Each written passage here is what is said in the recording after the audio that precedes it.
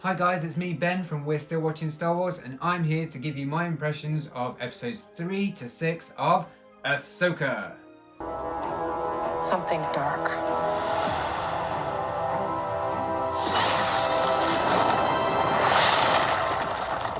I sense it.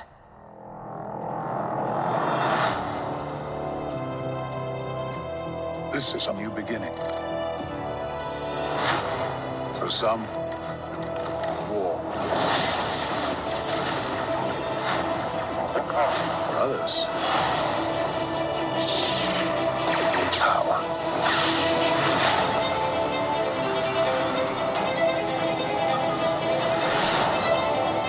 It's been a while. Things have changed. I started hearing whispers about Thrawn's return as heir to the Empire.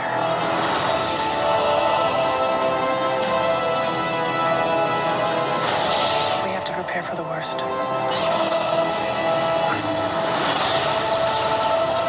The Jedi fell a long time ago.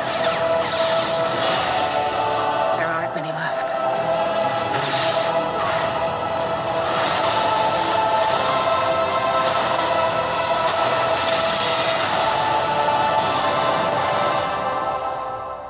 Perhaps it is time to begin again.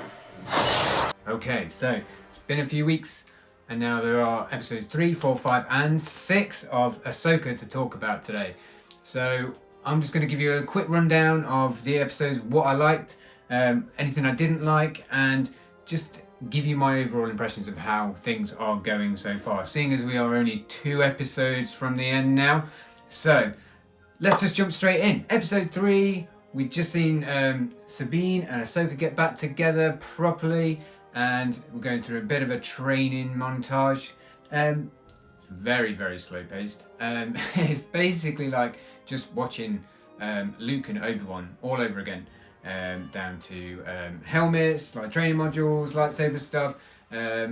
It drags a little bit. Next, we kind of see we're going to head out to this planet where there is the star map and how it's going to work.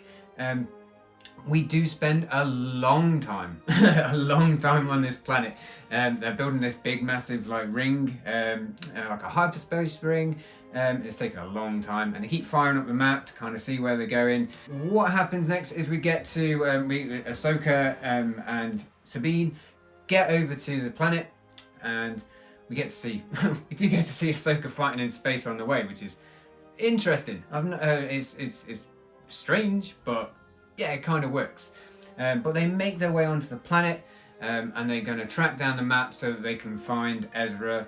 Now, obviously the bad guys are after Thrawn. They're all after the same thing, but Ahsoka manages to find the place where the map is, has this awesome lightsaber fight with Balin, who is hands down the best character in this entire thing. The way he speaks, the things that he talks about that he's seen, especially with being an ex-Jedi, it means that he's got like a quite different perspective on how things work. But it's just such an interesting character, and something we haven't seen really in Star Wars for quite a long time. So Ahsoka, she gets thrown off, and they just, obviously, as in every film, you just assume they're dead. You don't have to go and look for them, you just assume they're dead. So what we see then is probably one of the, for me, it was really, really cool that we get to see Hayden Christensen back as Anakin Skywalker. Very, very short, brief part at the end, and we get to see this really cool kind of like in-between life and death world where Ahsoka meets up with Anakin, and it's almost like he's going to complete her training that he wasn't able to do in life. So to do that, it's kind of a bit like a Dagobah moment, like a bit with like Luke and Yoda, where Luke has to face his fears, face the past, face the future, whatever it is. And Ahsoka kind of does that. You get to see why she has been so stoic throughout the entire thing. So I really think that this adds more to her character, and we understand a bit more about why she is the way that she is. So she goes through this amazing episode with lots of backstory, lots of interesting tidbits on why she's been the way that she is. But then at the end, we do get probably one of the best lightsaber fights we've had in a very, very long time between Ahsoka and Anakin. He basically tells her that she has to kill him, or he has to kill her, and they have this amazing fight. But at the very end, Ahsoka throws her lightsabers away, just like Luke when he's fighting Darth Vader, and says, no, I'm not going to do it. Luckily for her, she's picked up by Hera, whose son, apparently, this Jason, could sense her and hear the lightsabers underwater. So they save her, and she kind of goes through like this, it's like a Gandalf kind of moment, because she goes from wearing black robes and being quite dark and whatever. She comes out, she's completely changed. She's now like Gandalf the White, but she's Ahsoka the White. Now, latest episode came out Wednesday, or Tuesday in America, and we finally get to see them get to this planet. It's kind of like a witch planet. Balin talks about it as being something where it's kind of out in the middle of nowhere. He describes it as folk tales. It's nothing that is actually whether people knew it existed or not. Now, they all go there, and Sabine isn't happy. She's kind of being locked up, and she gets locked up again by three of these three witches. But we do get to finally see. It's taken 6 episodes, but we get to see Thrawn. But right at the start of the episode, which is really cool, because I was getting to a point where I was thinking, well, when's he going to turn up? It's been a long time, and we're getting towards the end of this series. But we do finally get to meet Thrawn and some funky looking stormtroopers. I tell you what, they are proper cool. Really, really individual. We'll get to see one that's got like a golden face instead of a helmet, or a golden face on the front of the helmet. I just love the designs, and I love the way that it's kind of played out. It's really, really interesting, the way that you can go about and have these things within Star Wars, and it feels right. It feels like it fits. Mostly practical as well. Yeah, there's some CG in there, but again, we've seen the practical effects in there as well, which is really cool. We get to follow them and find this little like a little village, which basically a load of caravans that look like these hermit crab aliens, and we get to meet Ezra Bridger, which this has been all about for one side. So to the fact that we get both of them in one episode is like, it's like, oh, okay, this is really happening now. So what are we going to see next?